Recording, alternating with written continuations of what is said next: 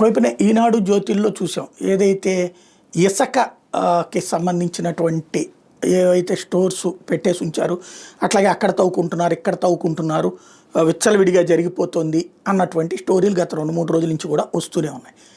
అయితే అక్కడ స్వయంగా పత్రికలో ఇవి నా కొలిపారి దగ్గర ఎక్కడ రాస్తే నాదెళ్ల మనోహరే వెళ్ళి చూస్తే ఆయన తెల్లగానే మళ్ళీ ఇక్కడ తవ్వకాలు జరిగిపోయినాయి అన్నటువంటిది కూడా రాసుకొచ్చారు. అంటే అంత విచ్చలవిడిగా జరుగుతుంది. అది కూటమిలో ప్రధాన పక్షమైన తెలుగుదేశంకి సంబంధించిన వాళ్ళదైతే ఎవరు దాని జోలికి పోవట్ల.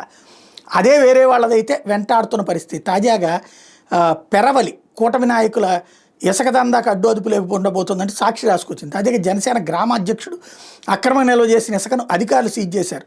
పెరవలి మండలం మల్లేశ్వరం గ్రామానికి చెందిన జనసేన గ్రామాధ్యక్షుడు మేడిచర్ల భాస్కర శివకుమార్ అదే గ్రామంలో అక్రమంగా 700 టన్నులు ఇసుక నిల్వ చేశాడని, దాంతో గ్రామస్తులందరూ సోమవారం అక్కడ తహసీల్దార్కి కంప్లైంట్ చేస్తే వాళ్ళు వెంటనే ఇది సీజ్ చేశారు అన్నటువంటిది. అక్రమంగా 700 టన్నులు నిల్వ కలెక్టర్కి ఫిర్యాదు చేశారు గ్రామస్తులు అన్నటువంటిది. అంటే అక్కడ కూటమిలో ఉన్నటువంటి ఇతరులు చేస్తేనే ఇక్కడ చర్యలు జరుగుతున్నాయి. అంటే జనసేన వాళ్ళకి దెబ్బేశారనమాట.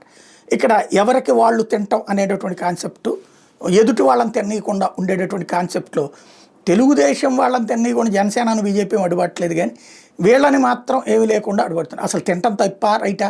ఖచ్చితంగా తప్పే. బట్ ఇక్కడ జరిగిపోతుంది ఒకళ్ళు తినాలి మిగతా వాళ్ళు తినకూడదని.